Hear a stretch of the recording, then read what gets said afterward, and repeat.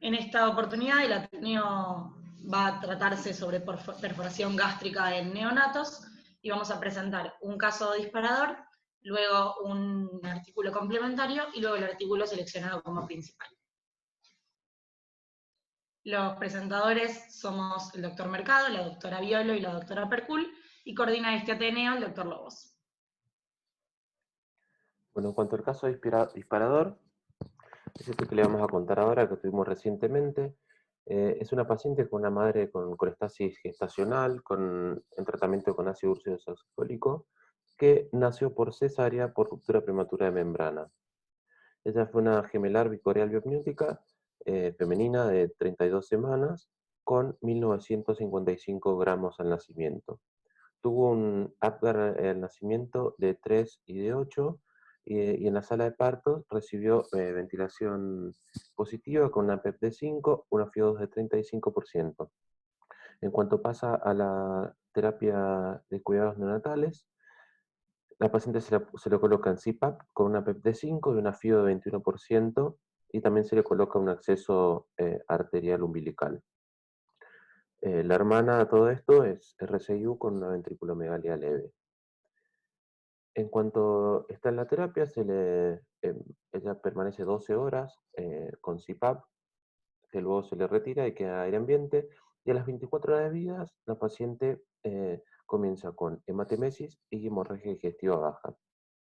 Se le coloca una sonda orogástrica donde se obtiene abundante débito hemático. La paciente permanece aire ambiente, sin inotrópicos, pálida, hiporreactiva y con el abdomen distendido a expensas del hipocondrio izquierdo, pero no estaba tenso y no aparentaba doloroso. Como dato de color, se puede evidenciar en la región anal edema, eh, y con predominio de lo que sería como un plicoma o algo así en la parte más posterior. En el correr de las horas, la paciente se pone taquicárdica, hipotensa, recibe expansiones a 30 mililitros por kilo y el hematocrito cae de 45 a 24, recibiendo transfusiones a 30 mililitros por kilo. En esto se coloca omeprazol a 2 mililitros por kilo y la paciente, otro dato, es que tiene TP, KPTT y plaquetas normales. Con todo esto, empezamos a hacer interconsultas. La hematología, porque decían que teníamos un coagulograma bien, entonces la conducta es expectante. Gastroenterología, que sugirió hacer una veda y colocar omeprazol, pero tampoco se tenía el instrumental para un paciente de 2 kilos. Hablamos con intervencionismo, donde se acordó hacer una arteriografía del tronco celíaco y la mesentérica superior. Entre tanto veíamos eso, hablamos con imágenes para que se le realice un ecodoppler abdominal y hepático, y mientras esperábamos a la sala de intervencionismo se realiza una nueva placa abdominal, que esta es la de frente, donde se puede evidenciar una sombra acá alrededor en el cuadrante superior izquierdo, y en el perfil ya se evidencia el neumoperitoneo. Entonces, con la clínica del paciente y con este neumoperitoneo, decidimos ir a quirófano a realizar una laparotomía exploradora y aprovechamos para colocar un catéter venoso central. Lo primero que hacemos es poner el catéter, luego hacemos la medida en la supraumbilical, porque ya sabíamos o intuíamos bien de dónde venía el problema. Tenía un hemoperitoneo bastante significativo, que lo drenamos, estos son los coágulos del chico. Hacemos una exploración abdominal donde el delgado y el colon estaban bien, y se evidenciaba esta perforación gástrica, que si la vemos en mayor detalle, podemos ver esto es ácido cefálico, caudal, y se puede ver cómo está el estómago todo abierto de par en par en toda su cara anterior, desde la unión gastroesofágica hasta el antro gástrico. Y se evidenciaba toda la mucosa con un continuo sangrado, sin evidenciarse una zona puntual. Entonces lo que se realiza es, luego de tener la hemorragia con paños fríos, digamos, se realiza una rafia gástrica, que realizamos primero la rafia, después algunos refuerzos por encima. Colocamos una sonda de gastrostomía y 2 drenajes. En cuanto a la anatomía patológica de lo que se retiró, que fue el borde de la, del, del, de la- perdón, del orificio, tenía cambios isquémicos y una hemorragia extensa de la mucosa. El paciente, ¿cómo evoluciona? Estuvo 72 horas en RM para luego extubarse a aire ambiente directamente, estuvo en noradrenalina durante las primeras 24 horas que la suspendió, estuvo con parenteral y con la sonda orogástrica que la mantuvimos por 72 horas, la gastrostomía que siempre tuvo un débito bilioso y la empezamos a aspirarla por turnos de enfermería, 2 drenajes que fueron seromáticos y un abdomen que estuvo bien con tránsito con estímulo. Y continuó, por supuesto, con el omeprazol a 2 miligramos por kilo. En el postquirúrgico día 7 se realizó este estudio contrastado, donde se evidencia con 10 mililitros una buena forma del estómago, sin fugas, y con 15 mililitros, lo mismo sin ninguna fuga, con buen pasaje distal y sin la presencia de reflujo gastroesofágico, llamativamente. Y actualmente tiene 9 días de vida, se encuentra en aire ambiente, tolerante a alimentación parenteral, inició alimentación enteral a 10 mililitros por kilo, y el abdomen está bien con tránsito, y continúa también con el omeprazol. Para continuar, luego del caso disparador, vamos a presentar el artículo complementario. Este es un artículo que se publicó en Pediatric Surgery International en el año 2012 y tiene origen en 4 hospitales de Chiba, en Japón. La temática de este artículo hablan de perforación gástrica neonatal. Lo que buscan tratar de deducir es respecto a las causas, hablan de que se habla de que la perforación gástrica neonatal en algunos casos es espontánea, pero esto lo cuestionan y dicen que en general hay una causa, pero que es poco clara y difícil de identificar en algunos casos. Y habla de factores asociados que ahora los desarrollamos un poquito mejor. Lo que hacen es hacer un estudio retrospectivo de 20 años en 4 instituciones dentro de la misma ciudad, en los que buscan el criterio de inclusión son los pacientes con perforación gástrica, neonatos, con perforaciones mayores de un centímetro.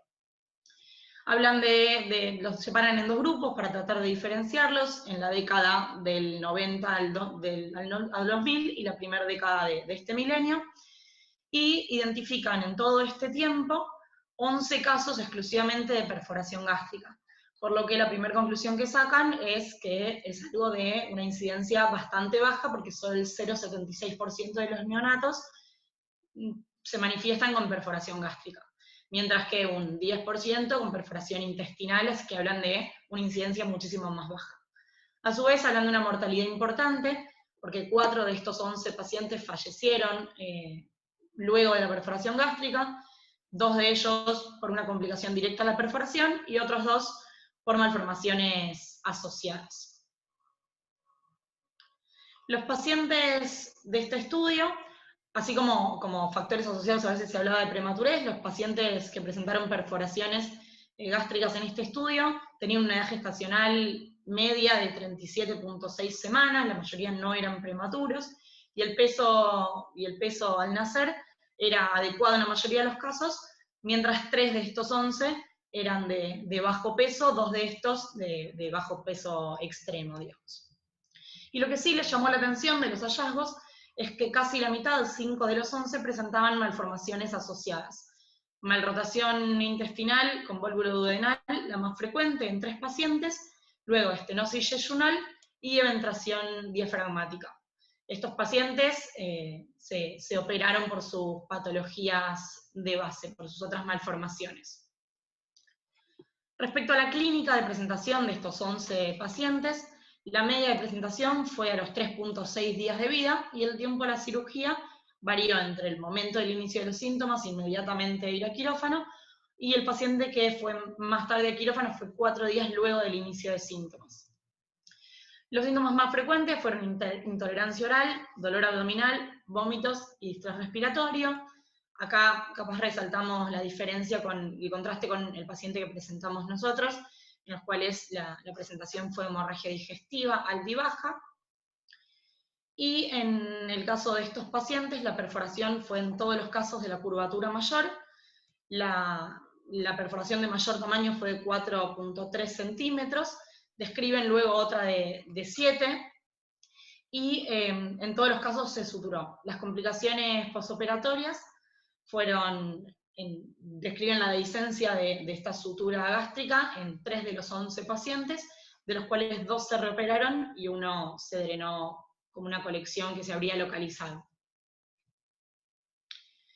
Y como discusión, ahora sí andamos un poquito más sobre la etiología de la perforación gástrica. Hablan de que la bibliografía describe mucho sobre ausencia de músculo gástrico, alta acidez y por ende ulceración, traumatismo gástrico, isquemia intestinal y gástrica inducida por asfixia, aumento de la presión intragástrica ya sea por obstrucción, por aerofagia severa, por llanto fuerte o incluso vómitos, y también hablan de iatrogenia y corticoides como causa de perforación. De cualquier manera, describen que tanto en sus 11 casos como en general la causa es difícil de identificar, y en general se trata de causas mixtas que se solapan y generan estos cuadros. Por ende, asumen que pocos casos son verdaderamente espontáneos. Y lo que mencionan es que la bibliografía describe una incidencia en descenso, que no queda muy claro por qué, pero impresionaría ver cada vez menos casos en el tiempo.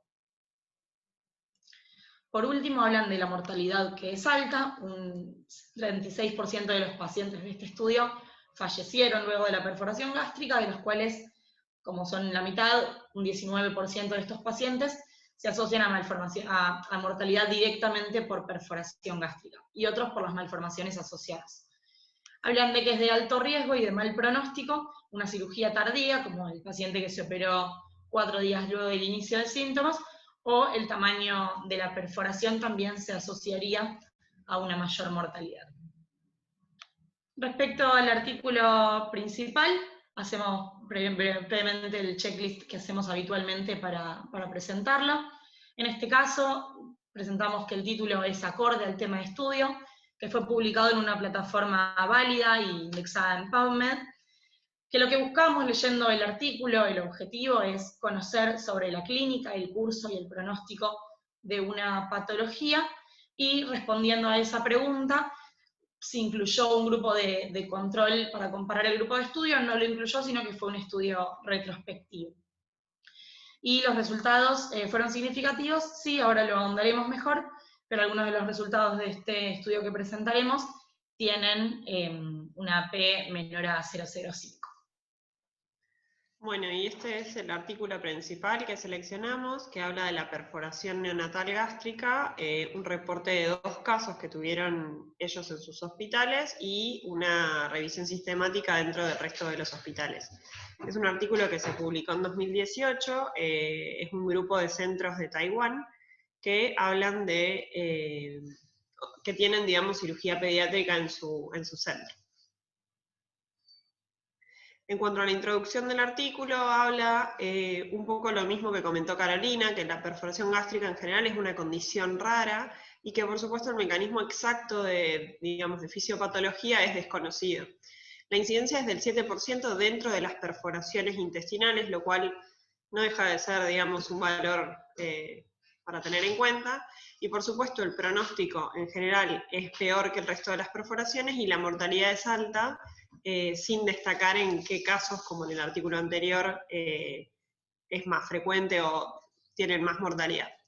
Algunas de las causas coinciden con el artículo, por ejemplo, anterior: la asfixia, la resucitación respiratoria vigorosa, estar en asistencia respiratoria mecánica, el aumento de la presión gástrica, la acidez, anomalías anatómicas gástricas, iatrogenia, y corticoides también lo nombra como una de las posibles etiologías.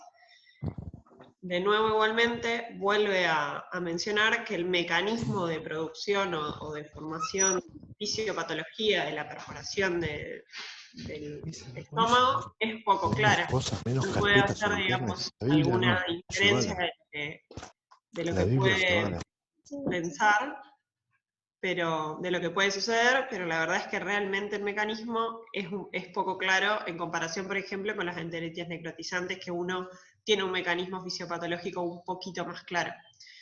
En cuanto a la presentación de casos, ellos, digamos, seleccionan 2 casos que tienen como importantes. El primer caso es un nacido de término, de 3.320 gramos, nacido por cesárea, es un varón, que a los 4 días de vida presenta, digamos, distensión abdominal, palidez y dificultad respiratoria, con taquicardia y hipotensión arterial a los signos vitales, con una ocultación abdominal de silencio abdominal, con un laboratorio de leucocitosis y hiperbilirrubinemia. Se hace una radiografía, que es la que pueden ver, digamos, ahí abajo, que tiene silencio abdominal y se ve una cámara gástrica, y luego en una radiografía posterior se destaca el neumoperitoneo.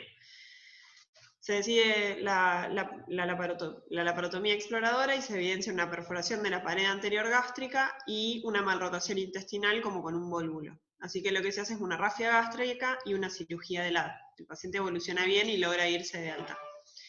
Y el segundo caso, este sí es un paciente pretérmino, quizás un poco más parecido al nuestro, de 2 kilos 240 gramos, también sexo masculino, de 2 días de vida, que presenta una distensión abdominal progresiva y eritema periumbilical, con ruidos hidroaéreos disminuidos, y eliminación de mecanio en las primeras horas de vida, pero escaso, con leucopenia, aumento de PCR, insuficiencia renal, coagulopatía, acidosis metabólica, un poco más, digamos, comprometido desde lo hemodinámico, con inestabilidad, por lo que se hace una radiografía en la que se ve el neumoperitoneo que ven hacia arriba, así que se decide la exploración abdominal y se evidencia también una perforación de la pared anterior gástrica, y lo que se ve, o lo que ellos describen, es necrosis de la pared.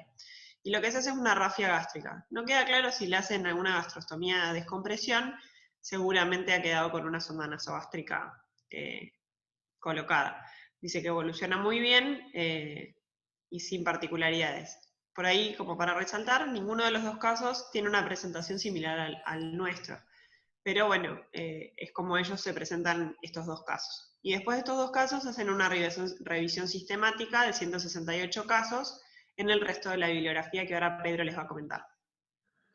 Sí, acá comienza con la discusión, hablando de las manifestaciones clínicas, que son más o menos las que ya describieron anteriormente, en cuanto a distensión abdominal, intolerancia alimentaria, distrés respiratorio, hipoactividad del paciente, hemorragia digestiva alta y cambios hemodinámicos. Y también comienza a hablar ya de los factores de mal pronóstico, porque hace bastante hincapié en lo que es la mortalidad de estos chicos, que son el sexo masculino, la hiponatremia, de menos de 130 y una acidosis metabólica por debajo de 7.3. Estos son datos no sacados de este artículo, sino de la revisión que ellos hacen anteriormente. Y hacen hincapié en el diagnóstico temprano como forma de disminución de la mortalidad. En cuanto a la metodología del artículo, hacen la búsqueda en PubMed entre 1950 y 2017, con artículos en inglés, de los cuales ponen como motores de búsqueda Gastric Perforation y Neonate, de los cuales acá sacan 14 artículos que suman 168 pacientes, donde también están incluidos estos dos pacientes de este mismo artículo. En cuanto a los resultados, tienen el 62% de varones y 38% de mujeres, donde recién nacidos pretérmino son 57,1% y recién nacidos de término son 43%. Algo llamativo que hacen es distribuirlos según el sitio de la perforación del estómago, ¿sí? Que acá tienen datos de 122 pacientes, donde se ve que el 74% son en la curvatura mayor, luego sigue en orden de frecuencia la curvatura menor con un 13%, en la cara anterior con un 9% y en la cara posterior con un 5%. Cuando habla de la tasa de supervivencia, esto obviamente siempre es excluyendo los casos de los que no tienen datos, es de un 64%. Esto es en 150 pacientes total. Y en cuanto los dividen, según los chicos que tenían el peso, digamos, de los que tenían datos, ven que el grupo mortalidad tiene un peso bastante menor, de 2.328 más o menos 800 gramos. Y el grupo supervivencia es un poco más pesado, por así decirlo, de 2.800 gramos más o menos 740 gramos. Y haciendo los análisis, esto tiene una diferencia significativa a expensas de la mortalidad en el grupo de menor peso. En cuanto hacen toda la diferencia de la mortalidad con respecto a las perforaciones gástricas, esto es algo que no se había hecho en ningún estudio anteriormente, hasta ese entonces, donde de los 49 pacientes de los que se tienen datos, se ve que en la curvatura mayor eran 30 pacientes los que tenían mortalidad, en la curvatura menor eran 13, en la cara anterior eran 4 y en la cara posterior eran 2. Lo cual conforman datos que no son estadísticamente significativos. En cuanto al tiempo promedio de perforación, esto es desde que nace hasta que se perfora, es de 3,5 días. Y también, analizando los pacientes de los que se tenían datos, la diferencia entre pretérmino y término, se evidenciaron que los de pretérmino se perforan más temprano. Y esto sí es estadísticamente significativo. Y cuando analizamos la mortalidad relacionada tanto con el sexo como con el tipo de cirugía, acá no hay diferencias significativas. Tampoco habla de qué tipos de cirugía existen, sino tan solo lo nombra y bueno, dice que no hay ninguna diferencia. En cuanto a la prematurez, sí es un factor que aumenta mucho la mortalidad, que se ve que los prematuros bueno, tienen más mortalidad con una P significativa menor a 0,05. Y si ahondamos un poquito en la tasa de mortalidad, vemos que en los pretérminos tiene una tasa de mortalidad del 72,4%, lo cual es 4,2 veces más alta que los de término. Y si en los pacientes de término se los divide según peso, o sea, según vivos o según los óbitos, vemos que los óbitos tienen un peso significativamente menor, de 2.645 gramos más menos casi 700 gramos. Y en cuanto a los pacientes de término, se los divide en mayores y menores de 2.500 gramos, se ve también que hay un aumento de la tasa de mortalidad a expensas de los menores de 2.500 gramos. Entonces, como conclusiones de este trabajo, se puede identificar que los factores pronósticos están significativamente asociados a la prematurez misma. Los recién nacidos de término de bajo peso tienen mayor mortalidad que los de término de peso adecuado, y los recién nacidos de pretérmino se perforan también más rápidamente. Entonces, bueno, eso. ¿Hasta ahí estamos? Hasta ahí estamos. Bueno, gracias. Gracias por el análisis. La verdad es que no fue fácil buscar artículos que sean representativos y tampoco había demasiadas publicaciones recientes. El primer artículo creo que está bien analizado, pero en definitiva lo que hace es una serie de especulaciones etiológicas en base a la etiología, basado en reportes previos y en artículos previos, pero es bastante difícil rastrear algún tipo de evidencia firme, ¿no?, a favor de una etiología, más que la asociación en el análisis de los casos que se han visto. Se describen varias causas y de las distintas series que uno ve, en algunos casos hay preponderancia de pacientes prematuros y en otros no, y se habla de agenesia, por ejemplo, de la capa muscular del estómago, pero en realidad es difícil también evaluar en el contexto de una perforación donde hay pérdida de sustancia y, por ejemplo, en el material que nosotros mandamos a analizar en este paciente, solamente había mucosa y submucosa, pero eso no quiere decir que no haya muscular, sino que hubo una pérdida de sustancia de tejido en el momento en el tejido que se pudo biopsiar. Así que yo creo que es difícil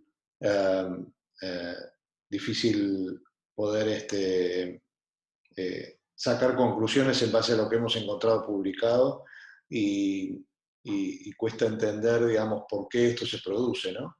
Este paciente sí tenía algunos factores que podemos considerar de riesgo, que fue un paciente ventilado con presión positiva en el momento del nacimiento y en las primeras horas de nacido. También tuvo instrumentación porque tuvo colocación de una sonda nasogástrica y demás, pero digamos, uno podría cuestionar esos datos porque el paciente estuvo sin presión positiva durante muchas horas hasta que este evento empezó. La sonda nasogástrica un poco más gruesa que se colocó recién después de haber presentado la hemorragia digestiva.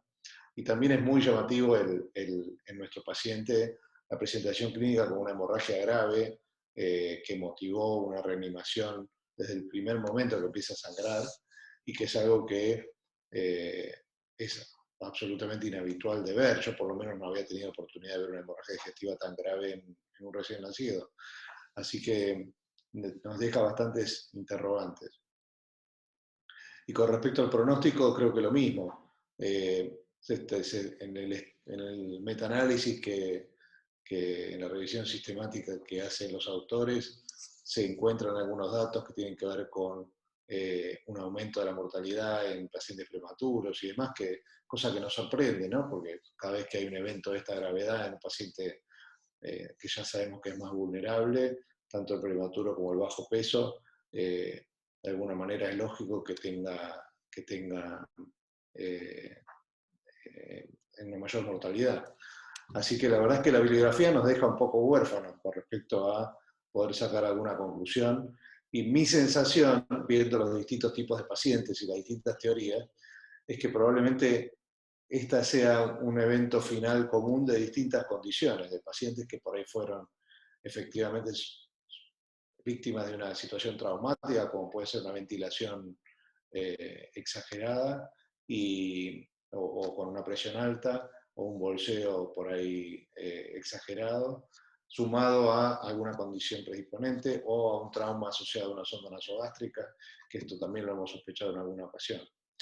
Nuestra experiencia es limitada, hemos tenido 2 o 3 casos en el pasado, pero bueno, ahí lo veo al doctor Puigdeval, que me parece que está ansioso por decir algo y que tiene una experiencia un poco más larga también, me parece. Buen día, jefe, ¿cómo anda?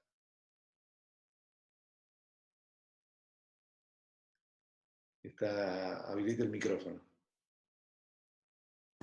Pablo, yo quiero hacer una pregunta también. Decime cuándo. Bueno. Déjame contar algo que es importante.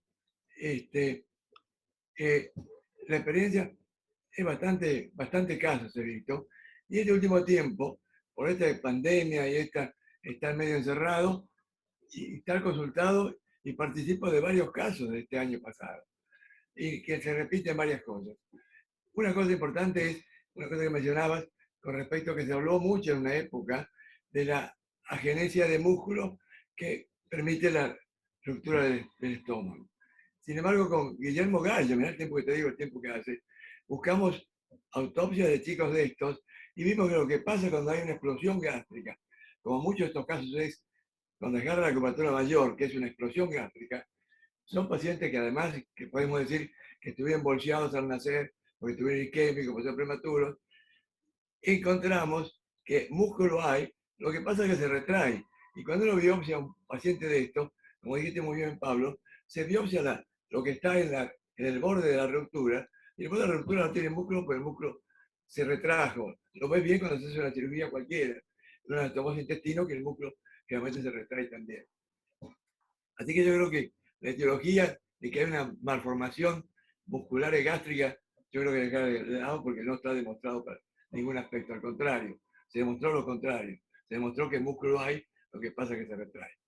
Lo otro importante es que la mayor parte de los enfermos que yo he visto con perforación gástrica, exceptuando los que se producen por colocación de sondas semirrígidas, que eso he visto algunos, que no dan un hemoperitoneo tan importante como vemos en estos pacientes, generalmente encontrarse en la cirugía la sonda que sale por el orificio y protegida como si fuera plastronada. Esos son más raros.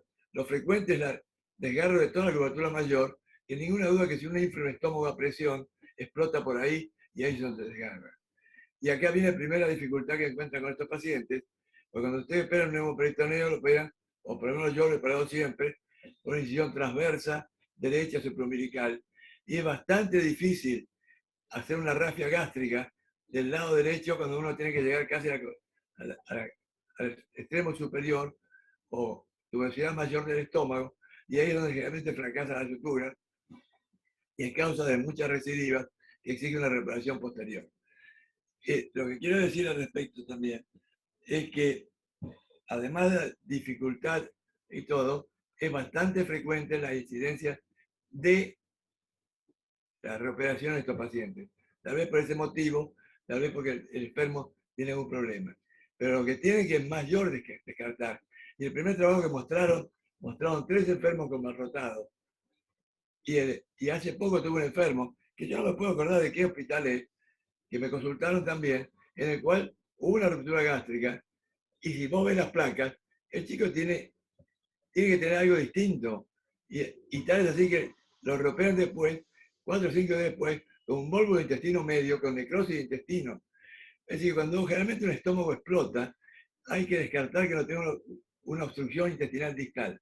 El primer trabajo que mostraron muestran 3 mal rotados con bandas de LAD, que de por sí ya es un obstáculo al vaciamiento gástrico, y muestran otro con estenosis yeyunar.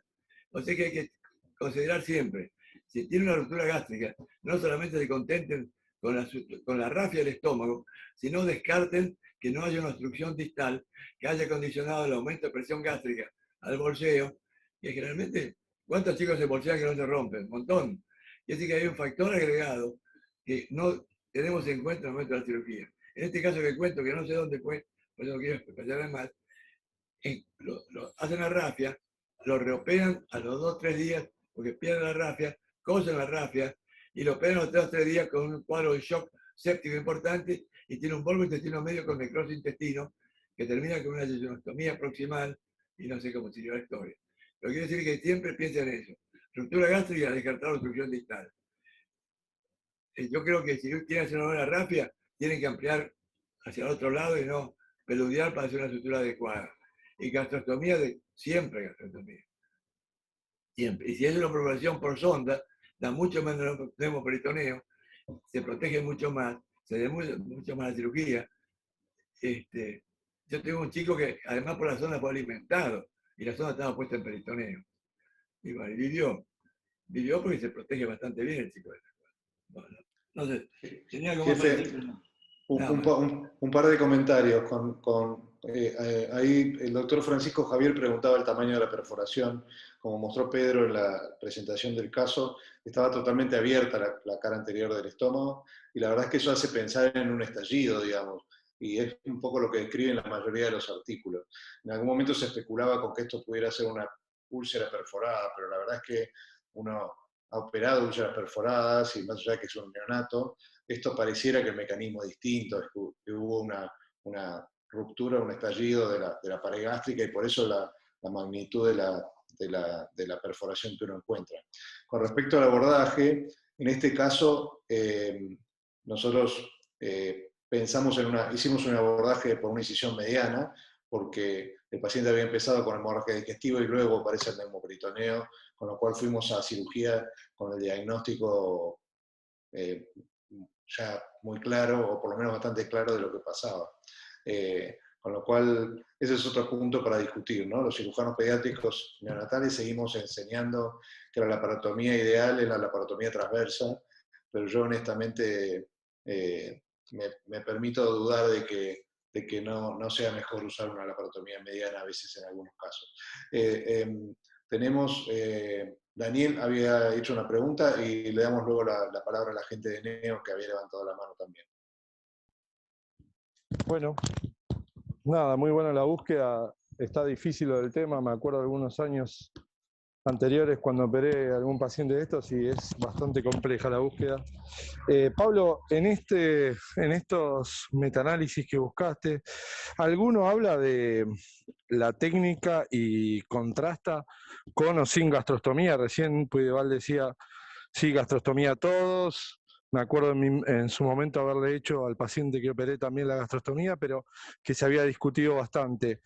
¿Vieron algo de técnica más allá de que no era el objetivo primario de búsqueda? No sé si querés contestar, Pedro, o vos que revisaste No, la verdad que no, y de hecho en el artículo principal del que hablamos, dice que se buscó en cuanto a la técnica quirúrgica, pero no dice más que eso. Dice, se buscó la técnica quirúrgica y no fue estadísticamente significativo. No dice qué se hizo en cada uno. Supongo que la diferencia aparte radica en gastrostomía sí y no, más que en otra cosa. Yo la verdad no sabría, a menos que hacer una gastrectomía parcial o algo así, no sé qué otra cuestión diferente se podría hacer. Pero no, Dani, no. Sí, no, sí, básicamente eso que yo mencionaba, de gastrostomía sí no. Sí, no. Sí, un poco el concepto de agregarle al paciente una gastrostomía tiene un doble objetivo. Por un lado, asegurar una descompresión correcta del estómago. Nosotros, la perforación llegaba, o el desgarro llegaba hasta prácticamente la unión esófago-gástrica arriba. Hicimos una primera sutura en un plano y después algunos puntos de refuerzo en zonas que nos parecían débiles. Había un sector donde nos quedaba cierta duda de la vitalidad de la pared, pero no quisimos hacer una resección mayor.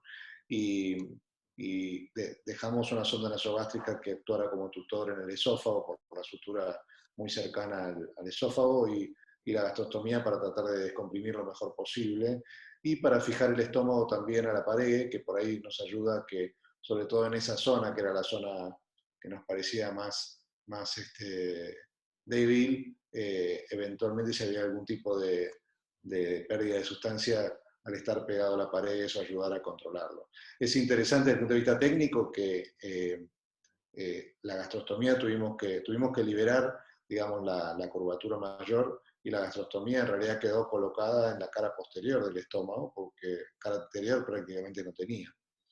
Y de hecho me sorprendió, digamos, o no sorprendió al hacer el contraste que uno ve una silueta gástrica con una forma bastante conservada, a pesar de que la impresión en la cirugía es que prácticamente la mitad del estómago se había perdido.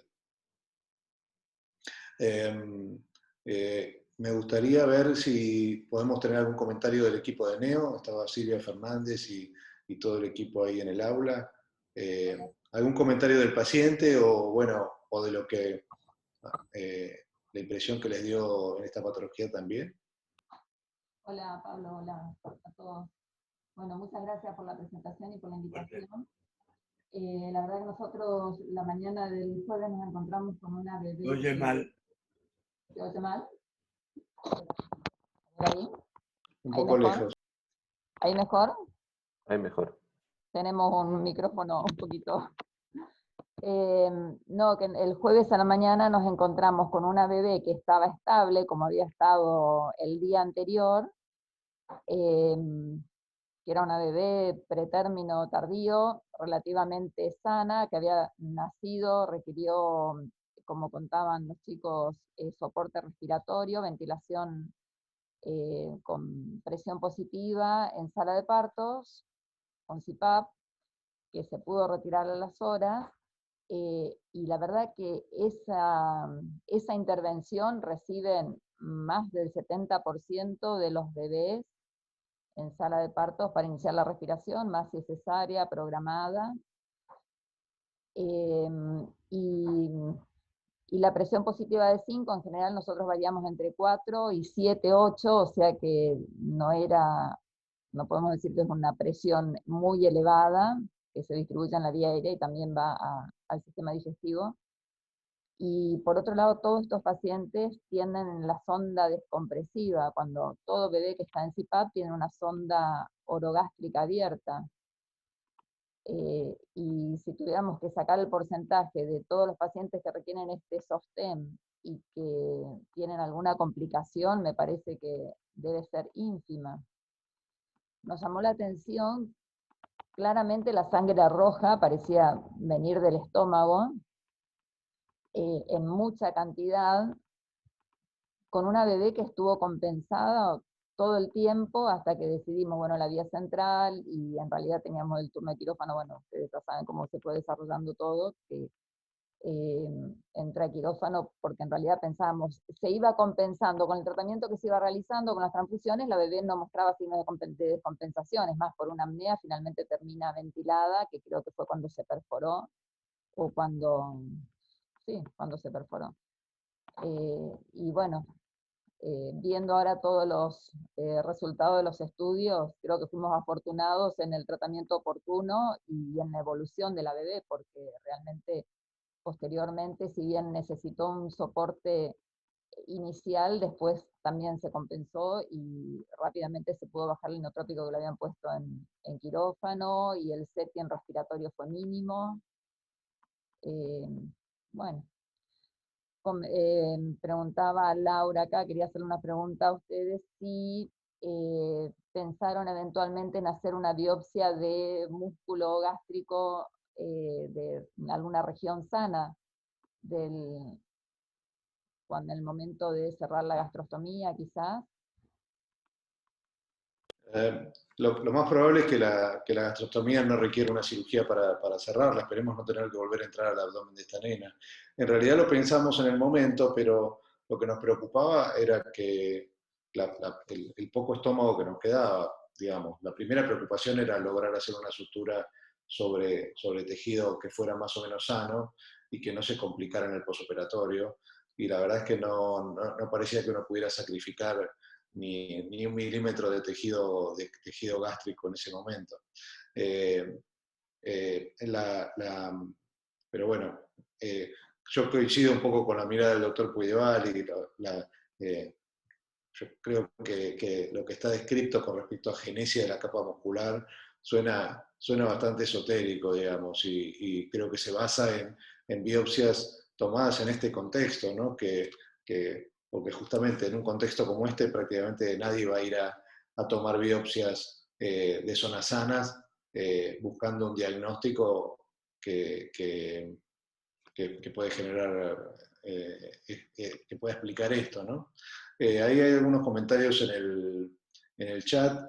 Joaquín Camacho preguntaba si tenemos algún dato de la manipulación del neonato durante la cesárea, si los obstetras refirieron algo.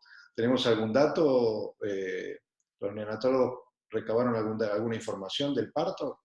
En realidad estas dos bebas estaban las dos en podálica, lo cual hizo que la extracción fuera un poco más dificultosa que lo habitual, pero la que requirió tal vez maniobras un poco más enérgicas fue la hermanita, no fue ella, pues esta beba es una gemelar. Pero fuera de eso, es cierto que las bebas tenían algunos hematomas en miembros, cosa que vemos con cierta frecuencia cuando son extracciones en podálica, pero no, digamos, nacieron relativamente vigorosas las dos, o sea que no podemos decir tampoco que fue una extracción tan traumática que pueda generar este tipo de trauma, por lo menos. Bueno, vos sabés que con respecto a esto, es interesante, ¿no? Porque evidentemente algún dato hay ahí, pero no sabemos qué relevancia tiene. Pero en la bibliografía no hay demasiada información con respecto al manejo obstétrico, digamos, o a lo sucedido en el parto. Ahí Luis Figueroa de Colombia menciona, justamente un poco coincidiendo con el doctor Puigdeval, ¿no? Diferenciando estas dos situaciones. Los pacientes que tienen perforaciones pequeñas por una sonda, que uno encuentra una sonda saliendo del estómago, donde hay neumoperitoneo y el pronóstico es relativamente bueno y la solución relativamente fácil. Y menciona 4 casos que tuvieron con estallido gástrico, con pérdida de sustancia de la pared anterior y que tuvieron mortalidad del paciente en 3 de 4 pacientes. Justamente se plantea la dificultad técnica. Doctor, le veo levantando el dedo.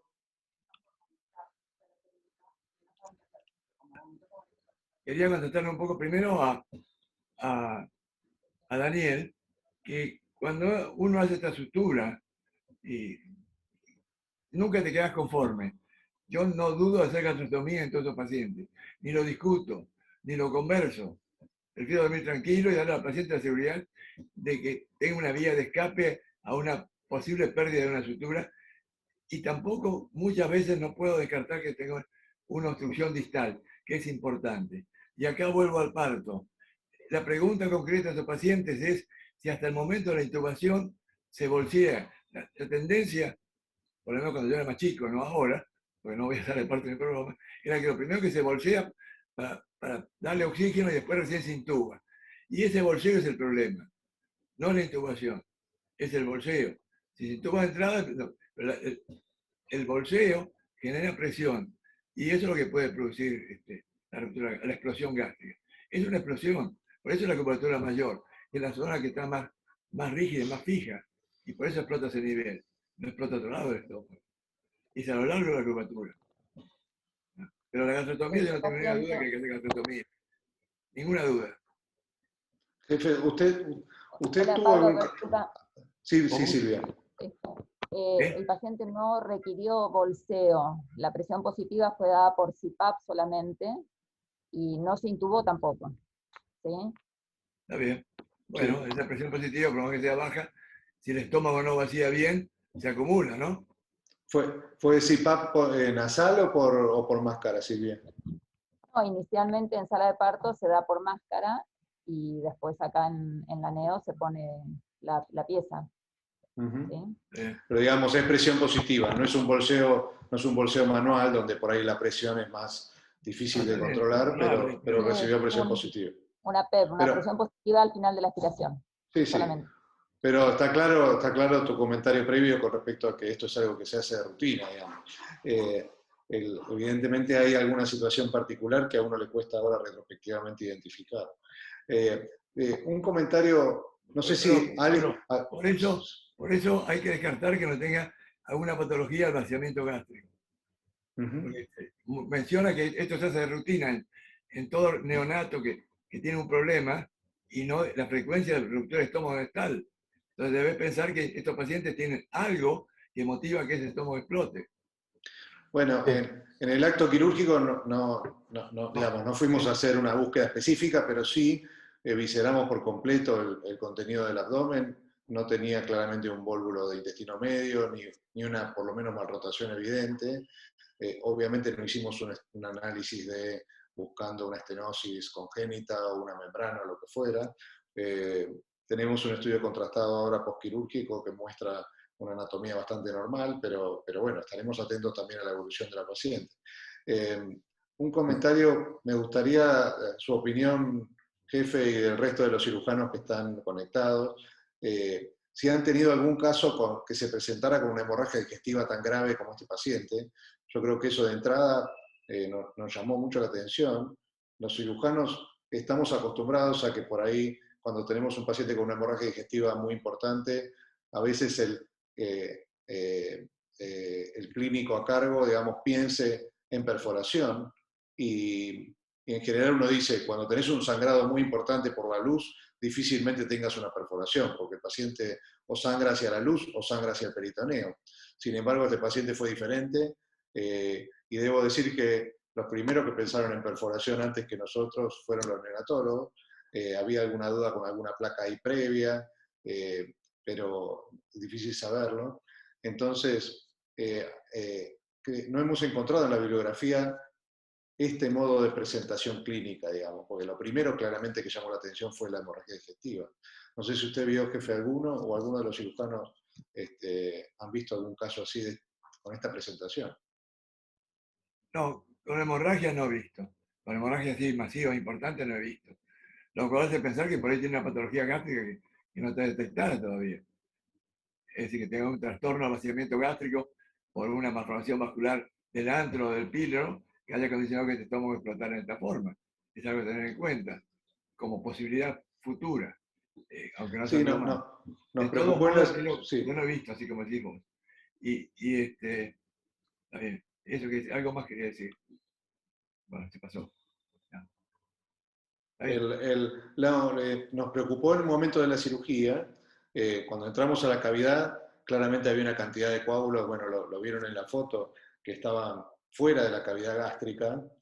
Uno podría tener una hipótesis de que este paciente tuvo un proceso inflamatorio inicialmente de la pared gástrica, un sangrado importante. En las placas previas a la placa con el neumoperitoneo pareciera haber una imagen como que el estómago está lleno y a tensión con contenido. Entonces ese sangrado y esa acumulación de coágulos en el estómago podría haber sido también una causa de aumento de presión dentro de la pared y que provocara la perforación. Pero ni hablar que además el paciente durante el procedimiento en un momento dado tenía plaquetas muy bajas, o sea que se produjo la coagulopatía por consumo y por secuestro de plaquetas en los coágulos, y ese es otro factor. Pero bueno, la verdad es que, perdón, y quería comentar esto, en el momento que hacemos el lavado de la cavidad, la extracción de los coágulos, y nos encontramos con el estómago abierto, el paciente continuó sangrando durante la cirugía, en la primera etapa de la cirugía, y claramente toda la mucosa del estómago sano, que quedaba y que uno veía la cara posterior del estómago, sangraba en forma importante. De hecho, empezamos a cerrar la pared pensando que el borde era lo que más sangraba y seguía sangrando la mucosa, con lo cual en un momento dado hicimos una especie de packing con gasa, colocando una gasa mojada con suero frío dentro de del estómago, cerrando parcialmente y dejando un rato ahí a presión. Y luego de eso la verdad es que cambió el sangrado, más la reposición de crioprecipitados y plaquetas, etcétera, que el equipo de anestesia hizo. Vale destacar que fue un paciente que, como decía Silvia, el manejo en la neo, la reposición de líquidos, permitió que no llegara a descompensarse, y también en quirófano, si uno hace el análisis completo, el paciente recambió entre 2 y 3 volemias entre lo que se repuso en la neo y lo que se repuso en quirófano, con lo cual fue un sangrado gravísimo, y la verdad es que desde el punto de vista hemodinámico el paciente nunca llegó a estar en una situación crítica. Me parece destacable el manejo tanto en la neo como en el quirófano después. Yo nunca he visto un paciente así, con ese sangrado como estás contando, y una cosa es pensar, tenía un hígado normal, me refiero, no había hipertensión portal, nada en el neonato, no había nada que condicione una hemorragia de esta magnitud. Y lo otro que quiero decirle, que en una época fantaseábamos que de acuerdo a la magnitud del neumoperitoneo, podía sospechar que la perforación era gástrica o que era intestinal. Pero la experiencia mía después de muchos años es que le pegás en la lámpara siempre. Yo he visto perforaciones intestinales con más aire que una perforación gástrica. Y lo frecuente es que tenga mucho aire, como vieron estos pacientes.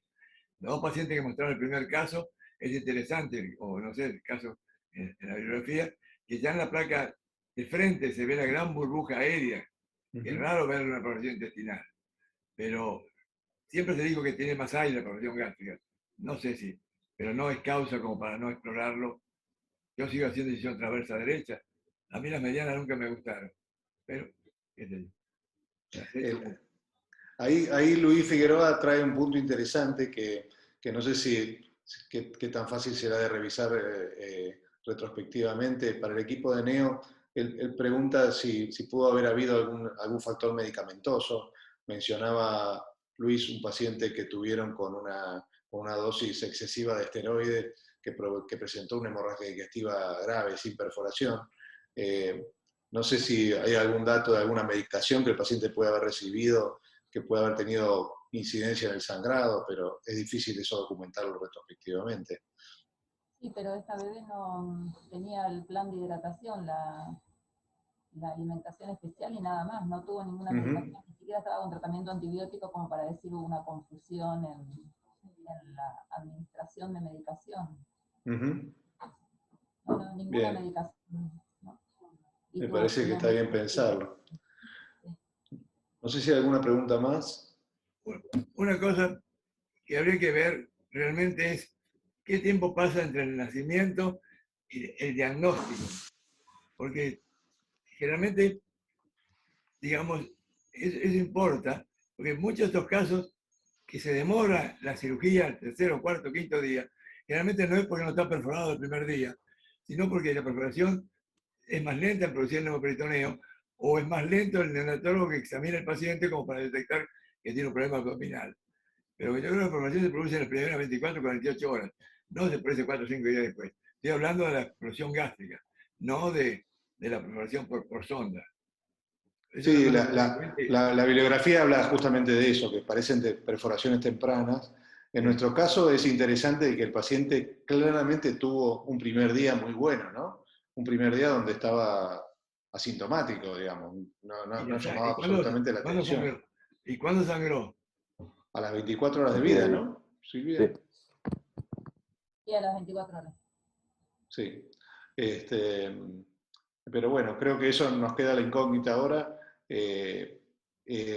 Sí, no sé, les pregunto a los neonatólogos que tienen buena experiencia en investigación clínica y al resto del auditorio. Se me ocurría a mí, pensando y revisando la bibliografía, que por ahí lo que falta en la bibliografía es un buen estudio con casos controles, digamos, que uno pudiera quizás hacer en forma multicéntrica una revisión retrospectiva y juntar un número importante de casos y quizás hacer un grupo control pareado, digamos, con similar edad gestacional y características clínicas similares, quizá con un número importante de pacientes uno podría buscar a ver si hay algún otro factor que no esté descrito asociado a esto.